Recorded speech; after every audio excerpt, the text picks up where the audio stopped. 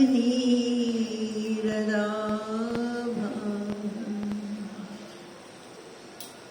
पीताम्बरा दरुणबिम्बफला धरोष्ठ पूर्णेन्दुसुन्दर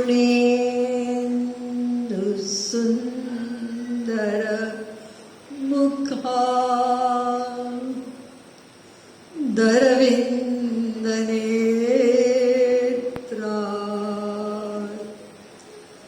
कृष्णात्परं किमपि तत्त्वमहं न जानामि। नमः कमलनाहाय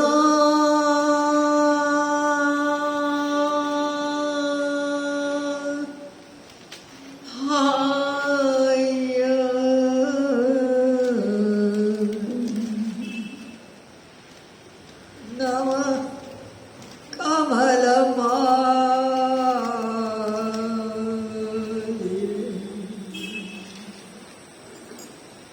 नमः कमलपादाय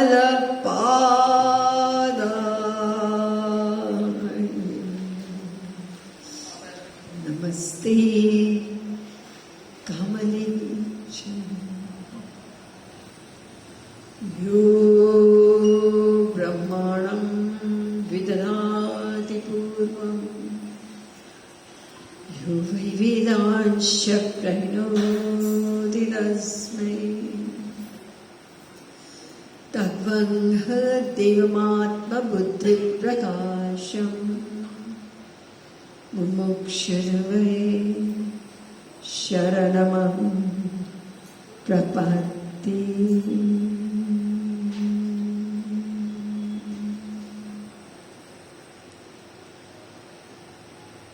अनंत सौंदर्य माधुर्य सुधा सिंधु पलबंधु श्री कृष्ण प्रेम पिपासु महानुभाव।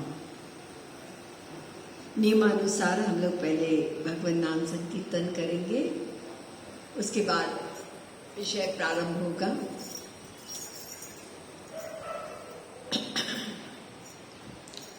तो पिछले 2 दिनों से हम लोग गुरु तत्व पर जो विचार कर रहे थे, हर विषय पर जगत गुरु तम कृपालु महाप्रभु, जिनको प्यार से लोग श्री महाराज जी कहते हैं, उन्होंने हजारों संकीर्तन बनाए हैं और उनमें सरसता भी है और सिद्धांत भी है। तो जो कुछ हम लोगों ने सुना समझा संक्षेप में इस संकीर्तन में बताया है। बहुत लंबा संकीर्तन, बस इतना हमने सुना कि गुरु और भगवान से कभी किसी का अज्ञान गया नहीं। वो तो निर्मल मन जन सो मोहि पावा।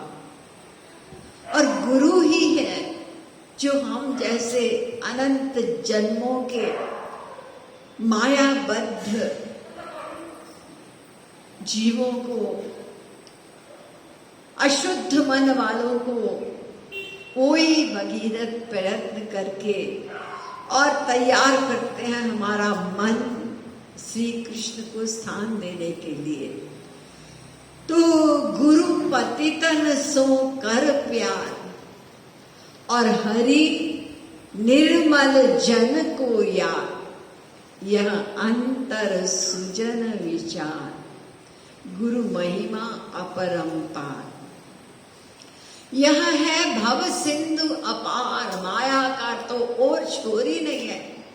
अपने प्रयत्न से तो जीव अनंत जन्म में इस माया को पार नहीं कर सकता। तो यह है भव सिंधु अपार।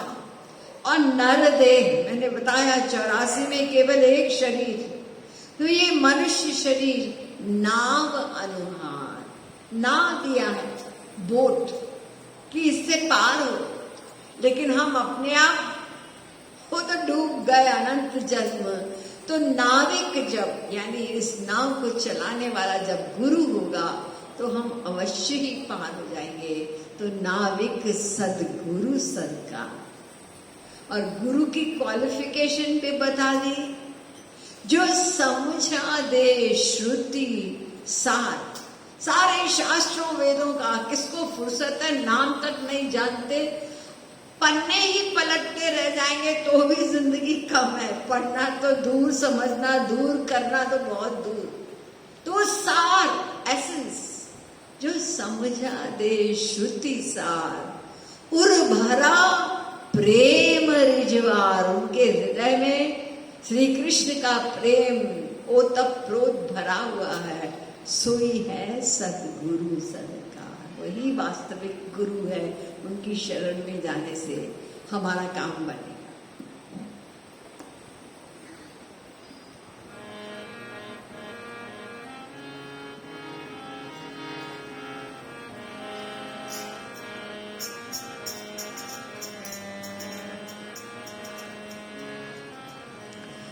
गुरु चरण कमल बलिहार, गुरु पर तन मन धनवार, गुरु चरण धूलि सिरधार, गुरु महिमा अपरंपार, गुरु चरण कमल गुरु पर तन मन गुरु चरण धूलि सिरधार, गुरु महिमा अपरंपार, गुरु पति तन सो कर प्यार, गुरु पति तन सो कर प्यार, हरि निर्मल जन को यार, गुरु पति तन सो कर प्यार, हरि निर्मल जन को यार, यह अंतर सुजन विचार, गुरु महिमा अपरंपार, अंतर सुजन विचार, गुरु महिमा अपरंपार, यह है भव सिंधु अपार, यह है भव सिंधु अपार, नर देह नाम अनुहार, भव सिंधु अपार, नर देह नाम अनुहार, नाहिक सद्गुरु सरकार, गुरु महिमा अपरंपार, नाहिक सद्गुरु सरकार, गुरु महिमा अपरंपार, नाहिक सद्गुरु सरकार, गुरु महिमा अपरंपार, नाहिक सद्गुरु सरकार,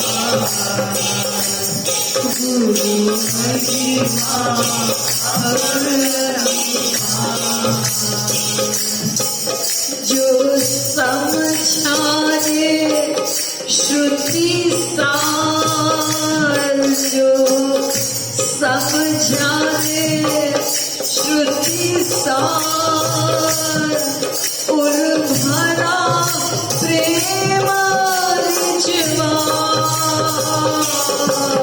जो समझाने श्रुति सार,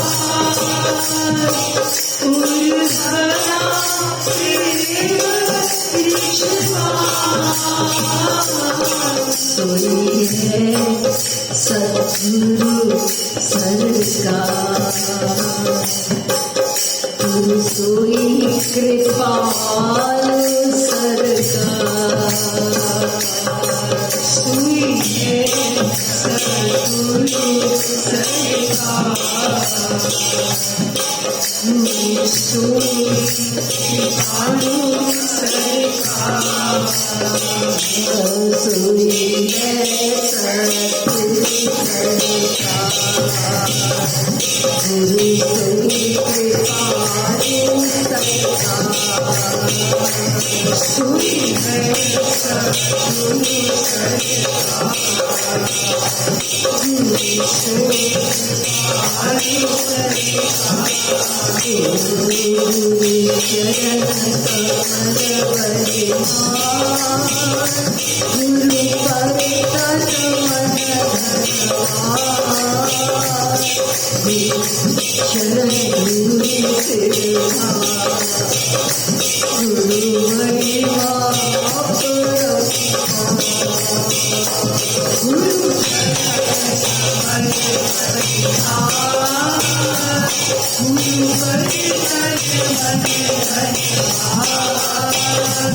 गुरु चरण गुरु सिरहार, गुरु महिमा अपरंपार। गुरु पर तन मन धनवार, महिमा अपरंपार। गुरु पर तन मन धनवार, गुरु महिमा अपरंपार। गुरु चरण कमल बलिहार, गुरु पर तन मन धनवार। गुरु चरण कमल बलिहार, गुरु पर तन मन धनवार। गुरु महिमा अपरंपार, गुरु महिमा अपरंपार। गुरु महिमा अपरंपार, गुरु महिमा अपरंपार। गुरु चरण गुरु सिरहार, गुरु महिमा अपरंपार। गुरु चरण गुरु सिरहार, गुरु महिमा अपरंपार। गुरु महिमा अपरंपार, गुरु महिमा अपरंपार। गुरु महिमा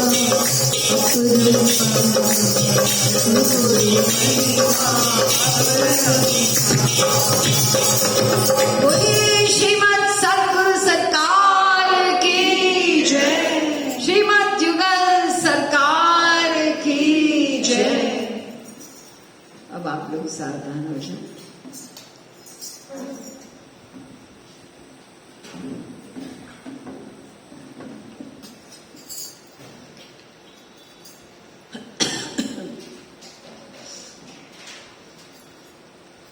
श्रीमद् भगवद गीता का प्रारंभ ही शरणागति से होता है। देखिए, पहला अध्याय ये तो केवल युद्ध के मैदान का वर्णन है, और उसके बाद अर्जुन का जो रिएक्शन हुआ वो सब देख करके तो उससे उसका ही हो जाता है कि अर्जुन की मनोस्थिति बिगड़ जाती है, वो शोक में डूब जाते हैं और मन भ्रमित हो जाता है कि मेरा कर्तव्य क्या है। तो इस बिगड़ी हुई दशा को लेकर के और उन्होंने श्री कृष्ण को अपना गुरु कहते हुए और अपने आप को उनका प्रपन्न शिष्य कहा और उनसे मार्गदर्शन की। उन्होंने निवेदन किया कि आप ये बताइए कि मेरा हित किसमें है, मैं किम कर्तव्य विमूढ़ हूं, मुझे पता ही नहीं चलता मुझे करना क्या चाहिए। तो देखिए, शिष्यस्तेहं शाधिमां त्वां प्रपन्नम, प्रपन्न से, सरेंडर से। अब शब्दों में वो कह रहे हैं प्रपन्न, आई एम कंप्लीटली सरेंडर, लेकिन शरणागति क्या होती है, कैसे होती है, ये श्री कृष्ण ने समझाते समझाते अंत में वहीं पहुंचाया।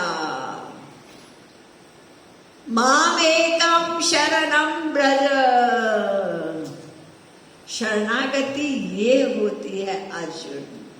तो हर कदम पे अर्जुन ने भी, जो मैंने बताया ना, स्वयं श्री कृष्ण कह रहे तद विद्धि प्रणिपातेन, प्रणिपात हो जाओ। एक तो होता है पात, अधिकांश लोग तो पात होते हैं, यानी सिर झुका दिया, हाथ जोड़ दिए, साष्टांग प्रणाम कर लिया, मन नहीं झुका। मेन बात है मन की, तो इसलिए कहा प्रणिपात, यानी मन बुद्धि सहित वो शरणागत हो। तो तद्विद्धि प्रणिपातेन अर्जुन परिप्रश्नेन, प्रश्न करना। जिज्ञासु जीव को, शिष्य को प्रश्न करना चाहिए ताकि ठीक ठीक समझ ले। ठीक ठीक समझेंगे तभी तो ठीक ठीक करेंगे ना। तो परिप्रश्नेन और सेवया, सेवा का मतलब होता है अपनी इच्छा से सेवा नहीं होती, गुरु की इच्छा से उनको प्रसन्न करने के लिए सेवा कहलाती है।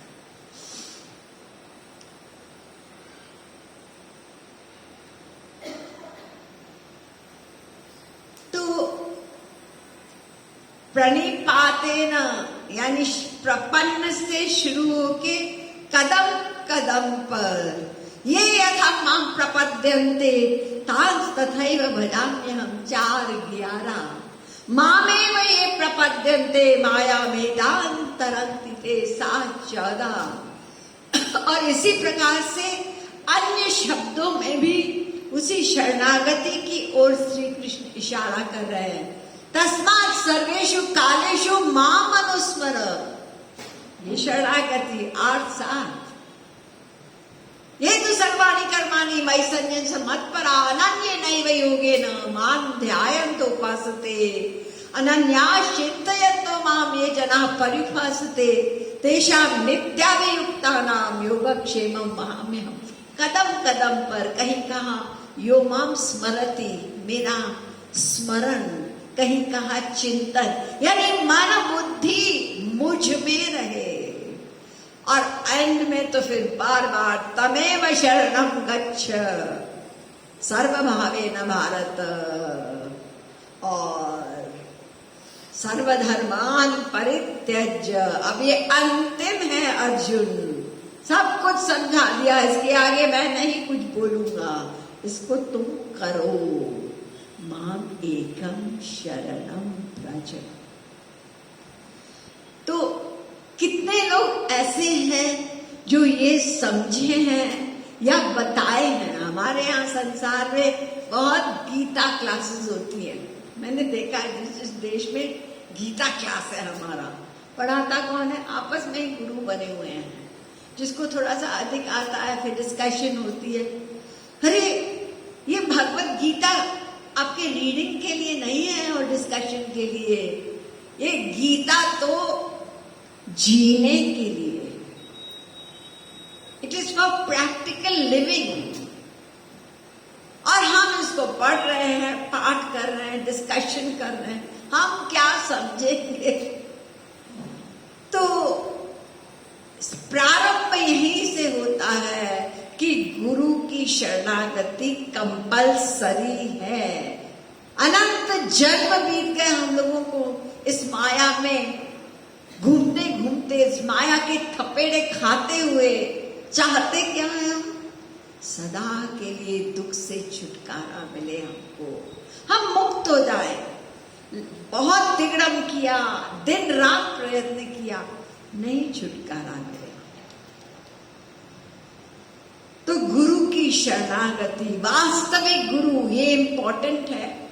इसलिए मैंने ये बताया कि हम नहीं ढूंढ पाएंगे तो हमारे लिए स्वयं साक्षात राधा कृपा शक्ति और जगत गुरु तम के रूप में आए और उनका दरबार खुला है। आपको लाभ लेना आप लीजिए, कोई नियम नहीं है कि यही व्यक्ति। अरे आज तक उन्होंने कभी भी किसी से नहीं पूछा कि तुम ये मांस मछली खाते हो या शराब पीते हो। पूरे जीवन में मैंने ये देखा, कभी नहीं पूछा। कोई दीक्षा का नियम नहीं, न कोई बहिरंग नियम, बस आ जाओ, तुम सुन लो, समझ लो। और सुनते सुनते सबका छूट गया।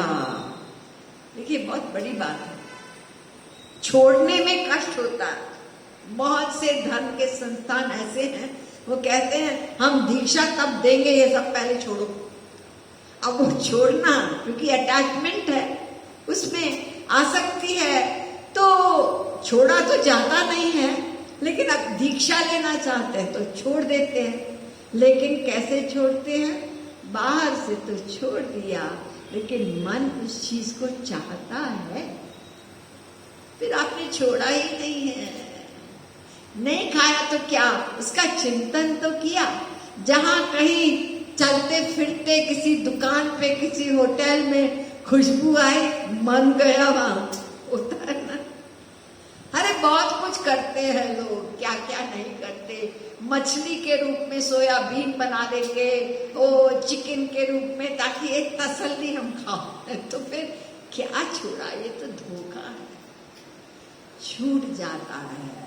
वास्तविक महापुरुष की ये हमको स्वयं एनालाइज करना है, देखना है कि ये जो कुछ हम सुन रहे हैं, समझ रहे हैं, इससे हमारे जीवन में कोई परिवर्तन आया कि नहीं आया। क्वेश्चन। परिवर्तन का क्या मतलब? परिवर्तन का मतलब है कि हमारा संसार से कुछ कुछ मन हटने लगा, हमारा भगवान की ओर मन कुछ कुछ लगने लगा। पहले हमारा 10-15 मिनट भी बैठना कंसंट्रेशन से मुश्किल था, प्रवचन में भी। और अब तो पता ही नहीं चलता कि समय कैसे बीत गया। और फिर ये जो मन के विकार है हमारे, ये काम, क्रोध, लोभ, मोह, ये संसार की इच्छाएं हमारी, यहाँ जाए, ये खरीदे, वो पहने, ये धीरे धीरे कम होने लगी। पहले हमारा 100 रुपए का नुकसान होता था, हाय 100 रुपया गया, हाय 100 रुपया गया। और अब 1000 के जाने पे थोड़ा फील हुआ, अरे जाने दो। और एक स्थिति आती है कि 1 लाख भी चला, यार ये संसार तो आने जाने वाली चीज है। देखिए अंतर आने लगा, इसको हमको देखना है, ये परखना है। हाँ, ये एक बात ध्यान रहे कि सबके ऊपर अलग अलग प्रभाव महापुरुष की वाणी का सुनते हैं, लेकिन हर एक पे अलग होगा। क्यों? क्योंकि हम लोग पिछले जन्मों की कमाई लेकर आए। जो हमने पिछले जन्मों में साधना भक्ति की है ना, ये कितनी बड़ी कृपा है भगवान की कि वो वेस्ट नहीं जाता। स्पिरिचुअल कमाई साथ में जाती है और कुछ नहीं जाता। हम तो अरबपति थे, हम तो प्राइम मिनिस्टर थे, हम तो कैम्ब्रिज यूनिवर्सिटी के डबल ग्रेजुएट थे, हो गए, सब जीरो होगा जब संसार से जाओगे, कुछ नहीं जाएगा। और क्या जाएगा? संग जाए हरि भजना। महाराज जी लिख रहे हैं, केवल आपका हरि भजन जो आपने उस रुचि से, उस प्यार से मन लगा के किया, वो कमाई आपकी गाढ़ी कमाई है, वो साथ में जाएगी। और जब आप फिर मनुष्य शरीर में आएंगे तो वो सारी कमाई आपके साथ आएगी। मान लो आपने पिछले जन्म में स्पिरिचुअल स्कूल में 8वीं तक या 9th तक 10th तक हर एक ने अलग अलग पास किया, तो आप कहाँ से शुरू करोगे? जहां से पिछले जन्म तक पहुंचे थे, अब उससे आगे, अब उससे आगे। तो आशा है इसमें कि एक न एक दिन हम ग्रेजुएशन कर लेंगे, श्री कृष्ण के प्रेम को प्राप्त कर लेंगे। ये सब बेकार नहीं जाएगा। बस इतना हम करें, जो हम कमाई करते हैं ना, पिछले जन्म की लेकर आए और अभी कर रहे हैं, उसको संभाल के रखें। बहुत जल्दी ये माया का वातावरण, हमारा मन, बाहर के लोग, संसार के, ये सब हमारी कमाई को छीन लेते हैं। इसलिए इसको बहुत संभालना है। पैसा कमाना इजी है, वो प्रारब्ध से जुड़ा हुआ है, ये भी याद रखें। हम जो दिन रात मेहनत करें, अरबपति सब चाहते हैं करोड़पति अरबपति बने, लेकिन हर एक तो नहीं बनता ना। क्यों? पिछले जन्म में जो दान पुण्य किया था उसके अनुसार हमारा ये हिसाब किताब रहता है धन के मामले का। आयु कर्म च वित्तं च विद्या निधनमेव च पंचैतान्यपि सृज्यन्ते कर्म तस्यैव देहिनः।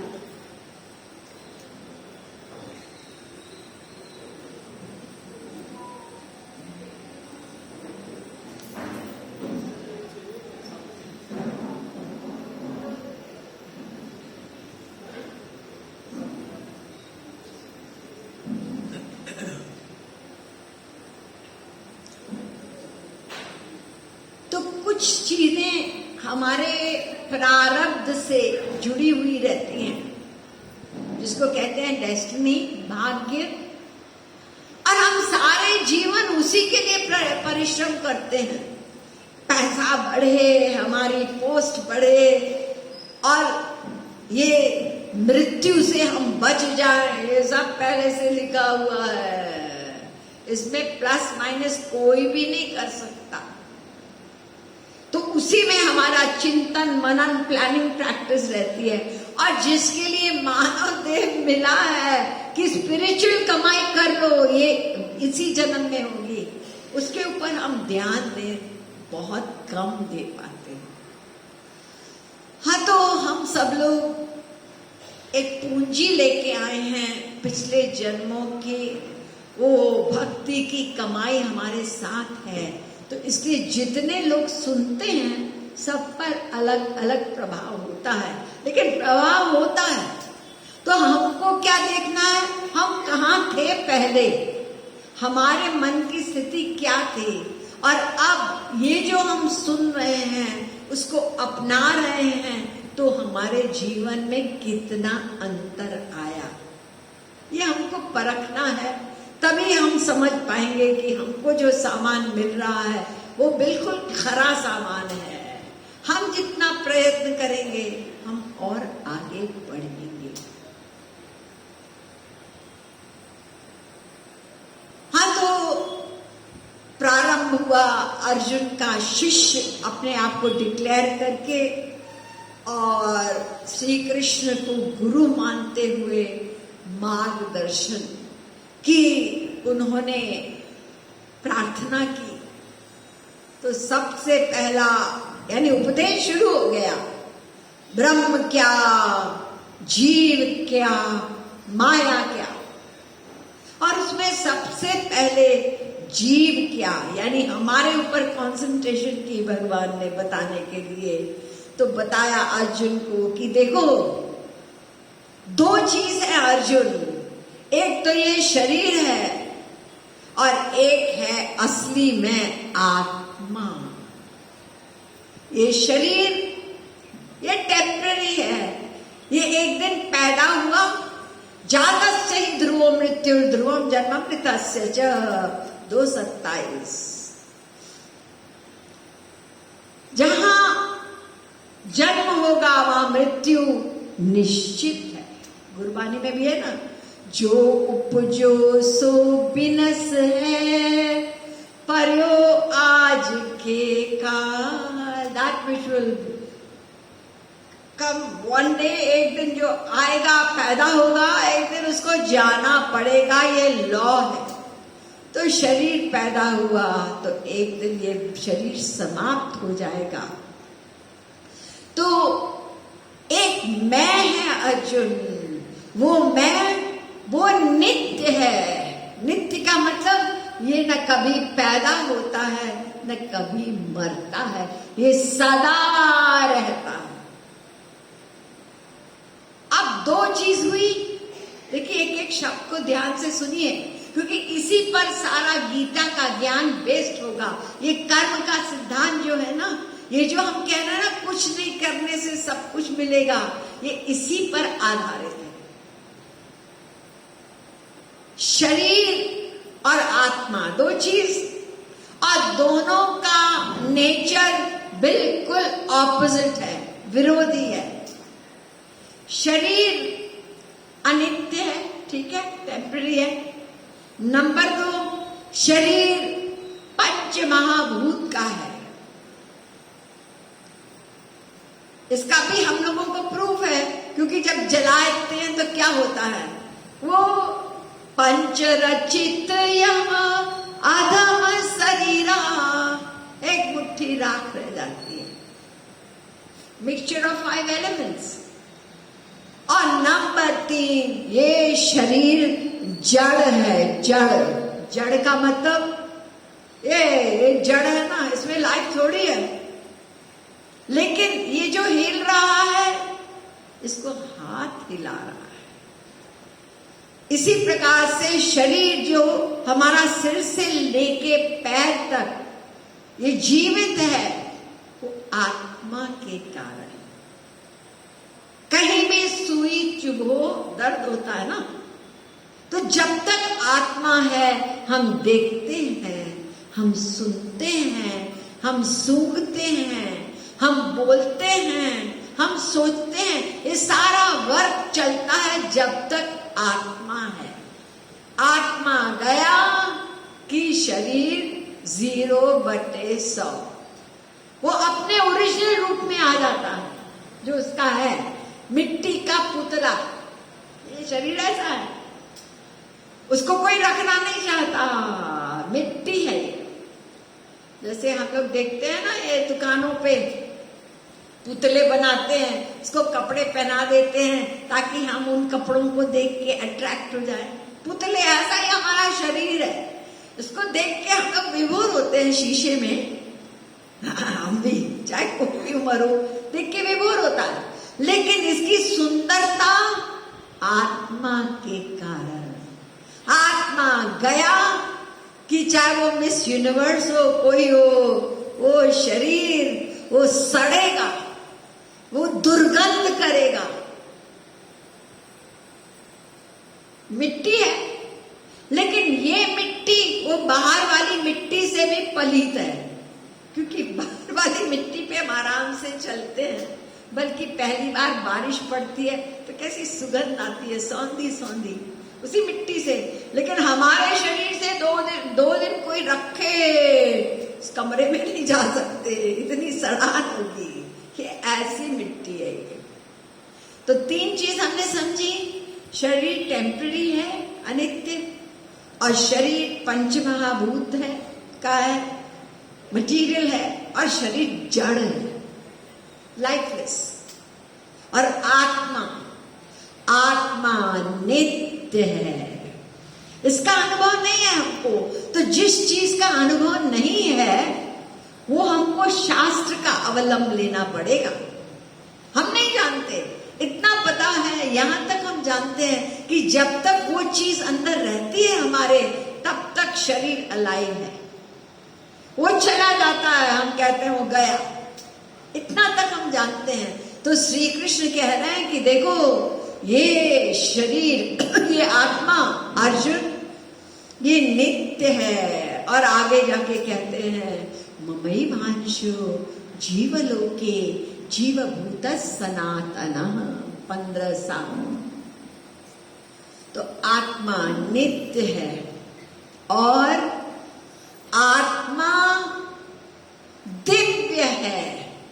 शरीर मटीरियल है ना, आत्मा दिव्य है। क्यों? क्योंकि हम आत्मा भगवान का अंश है, अंश है, ये हमारा स्वरूप है। अंशो नाना व्यपदेशात्, वेदांत सूत्र भी कहता है ईश्वरांश जीव अविनाशी चेतना अमल सहज सुख राशि। रामचरितमानस चिन्मात्रम श्री हरेरंशम,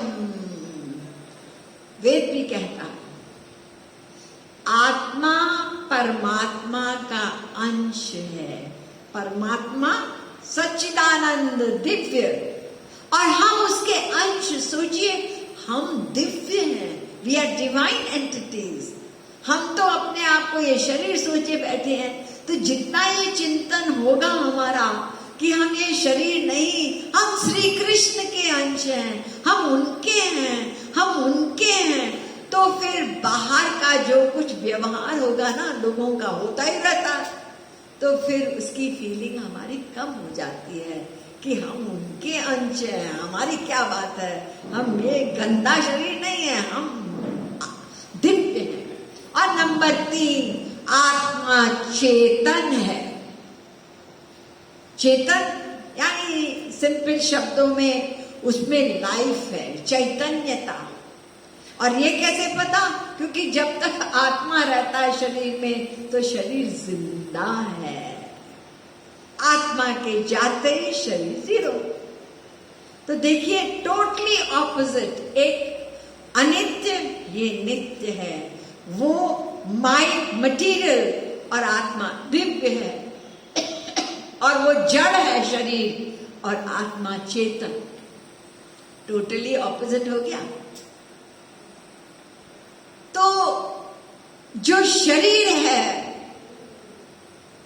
उसका सब्जेक्ट है संसार। शरीर भी मटीरियल पंचमहाभूत का, संसार भी मटीरियल है पंचमहाभूत का। तो शरीर का सब्जेक्ट संसार, और आत्मा दिव्य है तो आत्मा का सब्जेक्ट है परमात्मा। हमने कभी भी आत्मा को परमात्मा नहीं दिया, हमने लाला के संसार दिया। मैंने पहले दिन बताया था आप लोगों को कि ये शरीर, इंद्रिय, मन, बुद्धि, ये आत्मा की सर्वेंट है। आत्मा को सुख कैसे मिले, क्या देखे जो सुख मिले, क्या सुने जो सुख मिले, ये हमने किया पूरे जीवन। लेकिन दिव्य आत्मा को हमने लाला के संसार ही दिया। आत्मा का सब्जेक्ट परमात्मा। जब तक आत्मा को हम परमात्मा नहीं देंगे तब तक हम इसी प्रकार से अतृप्त, अशांत, दुखी, चाहे हम प्राइम मिनिस्टर बन जाएं, चाहे हम स्वर्ग सम्राट इंद्र बन जाएं, काम नहीं बनेगा। तो दोनों का सब्जेक्ट अलग अलग। आप समझ गए? अभी देखिए सारी बातें लॉजिक की हैं। महाराज जी ने हर प्रवचन में, हर सिद्धांत में लॉजिक दिया और यही कहा कि समझ के करो, समझ के, क्योंकि जो हम समझ के करेंगे वो हम पक्का करेंगे। This is not blind faith कि बस अंधविश्वास है मान लो। एक एक चीज खोल के समझाई गई। तो जिस प्रकार से आत्मा का सब्जेक्ट परमात्मा अलग, शरीर पंच महाभूत का उसका सब्जेक्ट संसार, रोटी कपड़ा मकान ये शरीर का सब्जेक्ट है। इसी प्रकार से शरीर का धर्म अलग है और आत्मा का धर्म अलग है, क्योंकि दोनों का नेचर अलग है। तो अब चलिए गीता में अब कर्म पर आएंगे हम लोग। जब हमने समझ लिया कि दो चीज अलग अलग है, तो कर्म क्या है और श्री कृष्ण ने क्या उपदेश दिया। जब अर्जुन ने कहा मैं युद्ध नहीं करूंगा, तो श्री कृष्ण ने समझाया कि देखो तुम क्षत्रिय हो। क्षत्रिय क्या है? ये शरीर का धर्म है ना।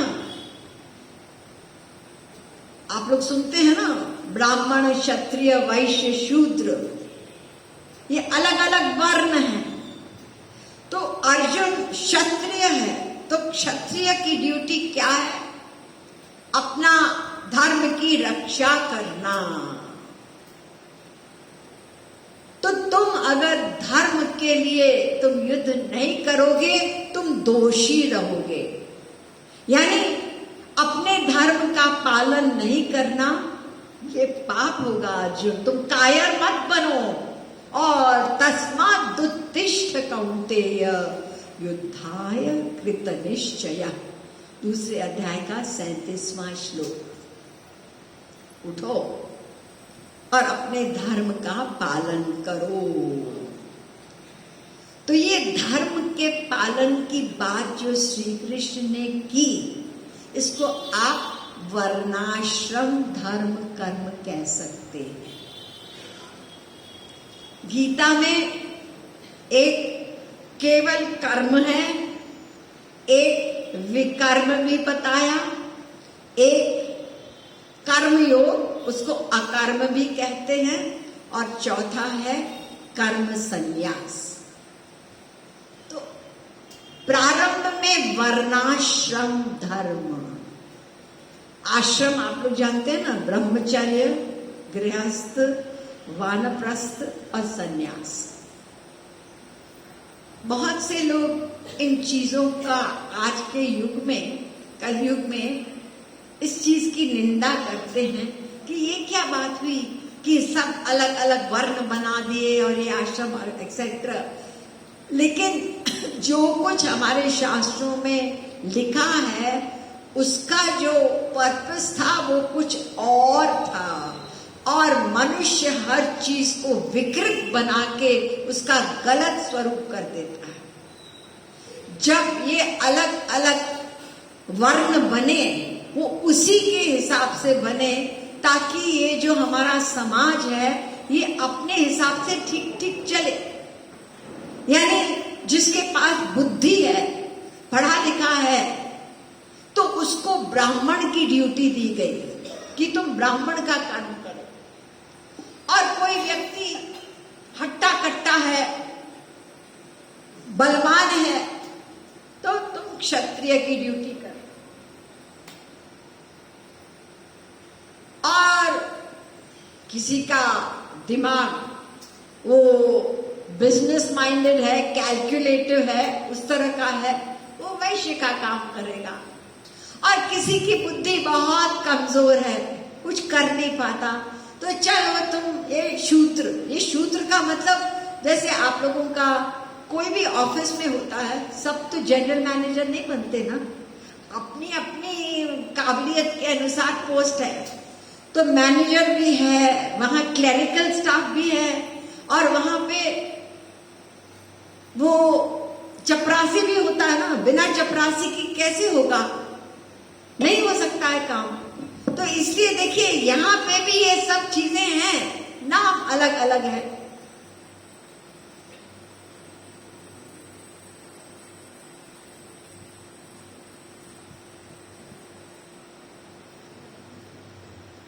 तो ठीक उसी प्रकार इसको कहेंगे ऑक्यूपेशनल डिवीजन।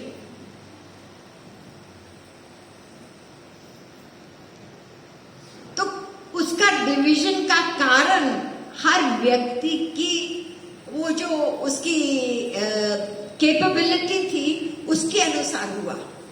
और आज वो लकीर का फकीर बन गया। कई बार ब्राह्मण अपनी ड्यूटी नहीं करते।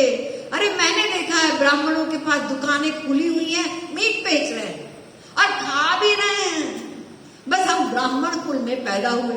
अरे ब्राह्मण का आचरण पहले आचरण के हिसाब से सब कुछ था और अब जन्म के हिसाब से लेने लगे और उसको नीच दृष्टि से देख रहे हैं। शूद्र वो चाहे कितना ही काबिल व्यक्ति हो। तो ये सब चीज विकृत रूप धारण हुई हमारे कारण। इसी प्रकार से ये जो आश्रम बनाए गए ना, ब्रह्मचर्य, गृहस्थ, वानप्रस्थ, वो इसलिए बनाए गए कि ये संसार हमारा परमानेंट घर नहीं है। यहां से हमें अपने असली घर जाना है। बाइबल में लिखा है life is a bridge, cross over it, do not build their on. आपने कहीं देखा है कि किसी पुल पे किसी ने मकान बना दिया? वो क्रॉस करने के लिए है ना पुल। तो हमको ये मानव देह मिला है क्रॉस करके अपने घर पहुंचने के लिए। तो उसके लिए स्टेप बाय स्टेप हमारे लाइफ की डिवीजन की गई कि तुम पहले पढ़ो लिखो समझो। और पहले की पढ़ाई वो गुरुकुल में होती थी। वहां तो केवल ये नहीं होता था बिजनेस मैनेजमेंट और ये हम हाईटेक और कंप्यूटर के वो इंजीनियर ना, वहां बैलेंस था। स्पिरिचुअल मटेरियल दोनों एजुकेशन चलती थी। यहाँ आज के संसार में कई यूनिवर्सिटी में बताते हैं मैं कौन, ये चैतन्य क्या है, कोई मतलब नहीं है। केवल ऐसी पढ़ाई होती है जिससे हम यूनिवर्सिटी में जाके पैसा कमाए। और माँ बाप के लिए भी वही सब कुछ चीज है। वो भी टेंशन, बच्चों को भी टेंशन में डालते हैं। क्या है ये? रोटी कपड़ा मकान के लिए ही तो है और काय के लिए है? स्वामी विवेकानंद ने इसको कह दिया ब्रेड विनिंग एजुकेशन। वो आपको शांति नहीं देने वाली है। चलो ठीक है, शरीर के लिए रोटी चाहिए, कपड़ा चाहिए, बस इतना तक है वो। और उसी के लिए हाय तौबा कितनी मची हुई है संसार में, बढ़ता जा रहा। तो आश्रम बनाए गए कि तुम ब्रह्मचर्य से फिर गृहस्थ में आ जाओ। लेकिन यहां तक भी कहा गया है शास्त्रों में कि अगर पिछले जन्मों के संस्कार के कारण कोई ब्रह्मचर्य में ही उसके प्रबल ईश्वरीय संस्कार है, भक्ति के प्रबल संस्कार है। देखो प्रहलाद है, ध्रुव है, तो उनको जरूरी नहीं है कि वो गृहस्थ आश्रम में जाना कंपल्सरी है। अरे हमारा लक्ष्य ही मानव देव में है, श्री कृष्ण प्रेम प्राप्ति। तो पिछले जन्म में बहुत भक्ति की है उसने, तो प्रारंभ में ऐसे देखे गए हैं बहुत से बच्चे कि माँ बाप के अंदर वो भक्ति नहीं है और बच्चे में आई पिछले जन्म का। तो गृहस्थ धर्म, चलिए आगे बढ़े। गुरुजी आए कि देखो अभी खाली पढ़ाई पर ध्यान देना, किसी लड़की की ओर देखना भी नहीं है, कॉन्सेंट्रेट ऑन योर स्टडीज।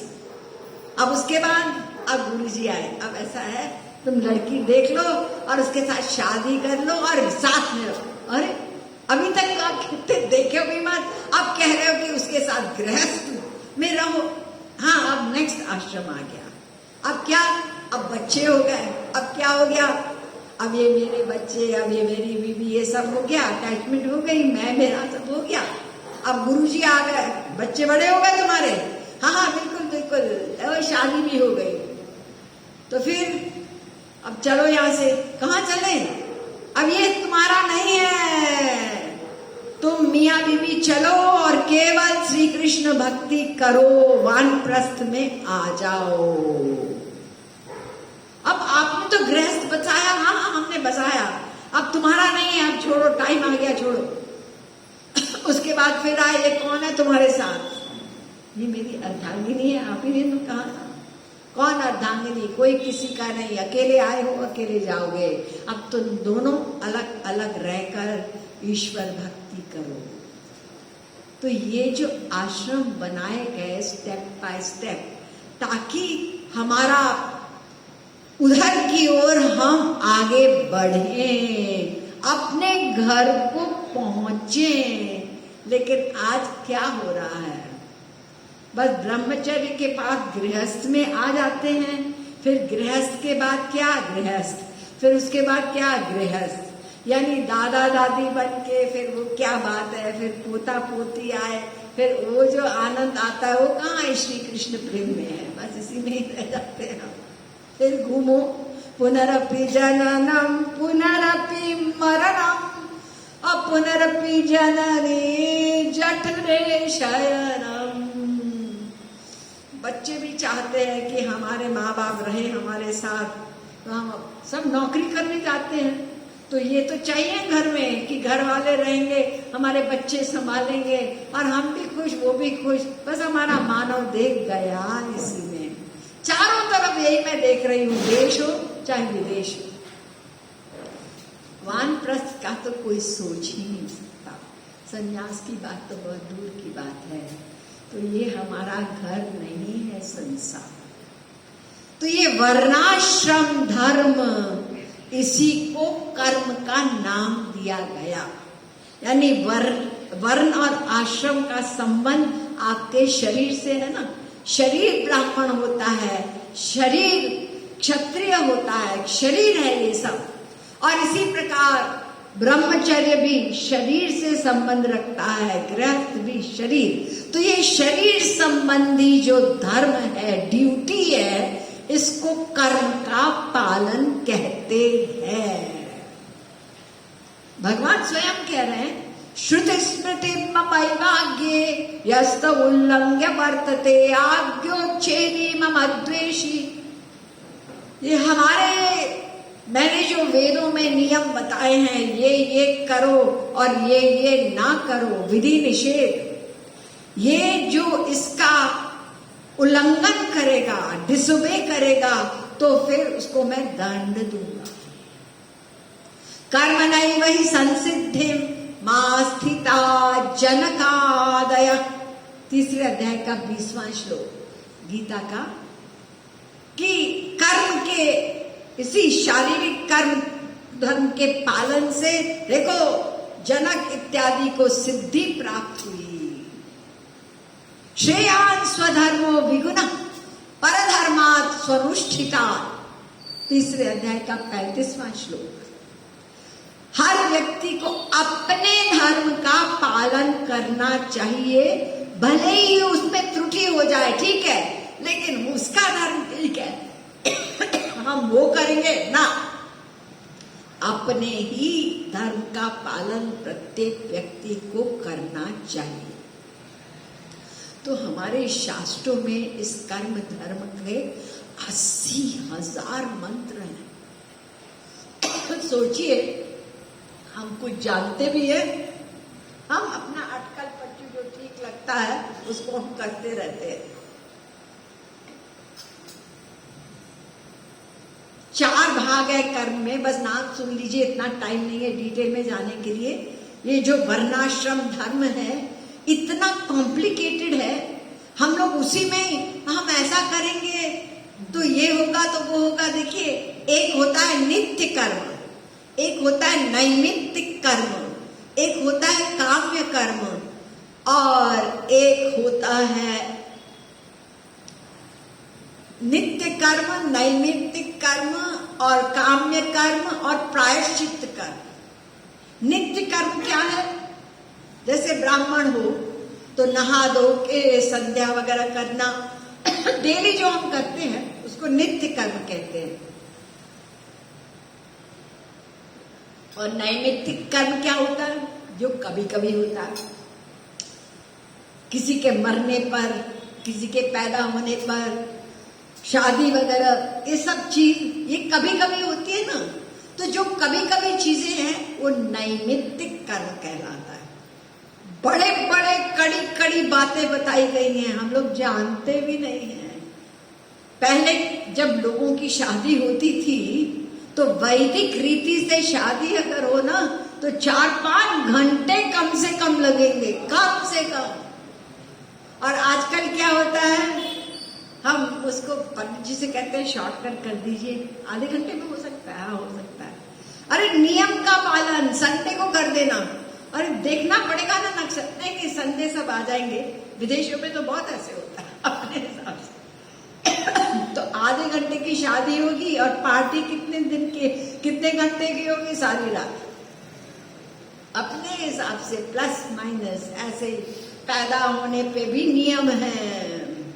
और इसी प्रकार से किसी के मरने पर हम लोग कुछ जानते ही नहीं है, सब औपचारिकता चलती है। ठीक है, नहीं करने से तो कुछ तो हमको करना आगे आपको बताएंगे, लेकिन हम जानते नहीं है।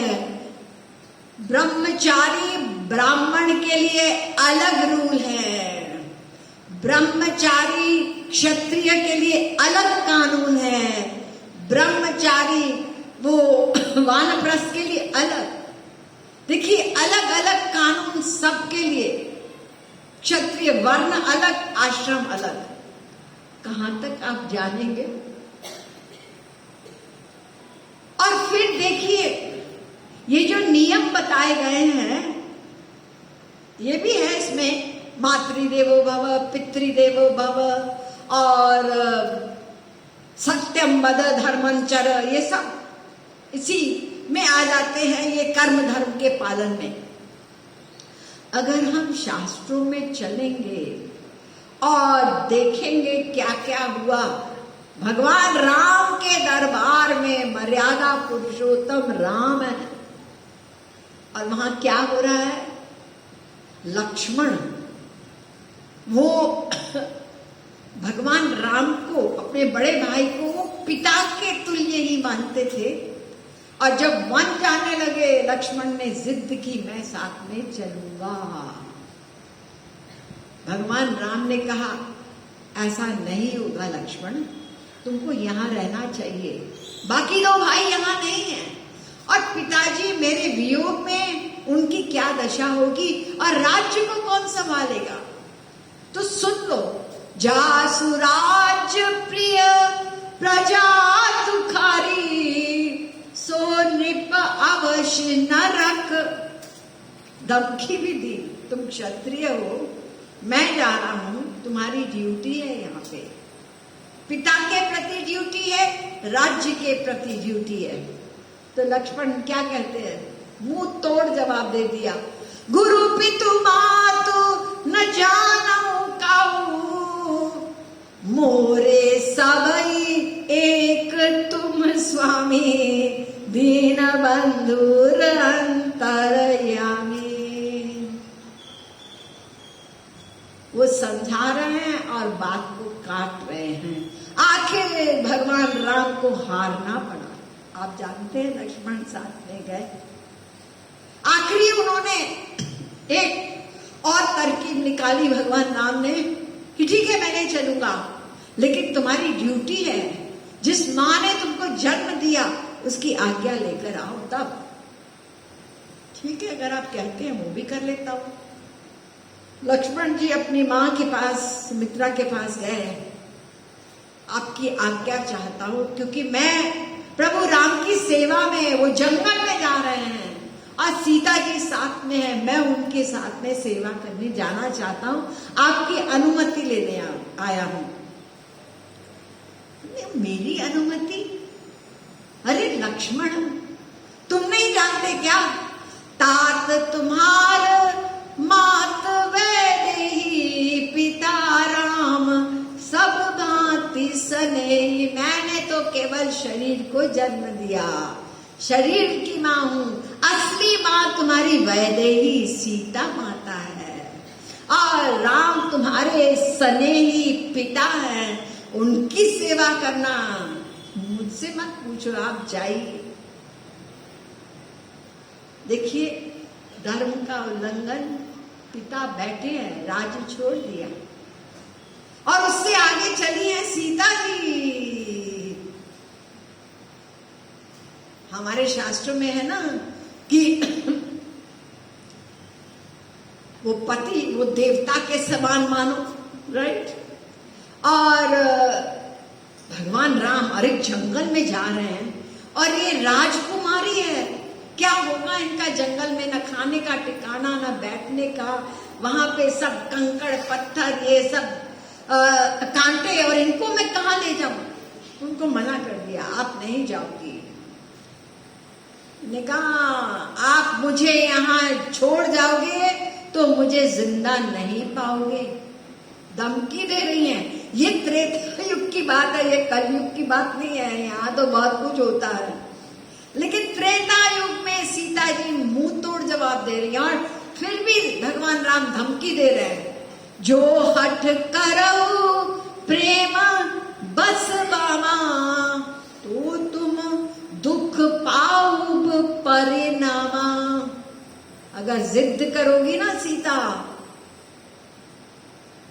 प्रेम के कारण, तो तुम दुख पाओगी, तुम्हारी मर्जी है। कहा ठीक है, दुख है तो सही, मैं तो साथ चलूंगी। आज भी ऐसा कोई करेगा? पति देव को जाना है अमेरिका बहुत जरूरी काम से, 2 बच्चे यहाँ पे हैं, और वो श्रीमती कह रही है जहां तुम हम जाओगे हम तुम्हारे अंग संग रहेंगे। ऐसे थोड़ी होगा, अरे उनकी ड्यूटी जहां, वो तो ऑफिस हम साथ में चलेंगे, बच्चों का क्या होगा। तो सीता जी गई, यानी ये सीता का धर्म है, पत्नी का धर्म है पति की आज्ञा को मानना, ये शास्त्र कहते हैं, राइट। लेकिन सीता ने नहीं मानी, और फिर कृष्णा अवतार में तो पूछो ही मत, वहां तो सब खुल्लम खुल्ला, सब शास्त्र वेद के जो डूज एंड डू नॉट्स हैं, नियम कानून है, वो सबको सब उल्लंघन किया गया। और वही गोपियां, जब पूछा गया नारद जी से, तुम बार बार कह रहे हो भगवान से प्रेम, भगवान से प्रेम, प्रेम प्रेम, तो बताओ तो सही कि किससे सीखे प्रेम। नारद जी कहते हैं यथा ब्रज गोपिका नाम, जैसा प्रेम ब्रज गोपियों ने किया।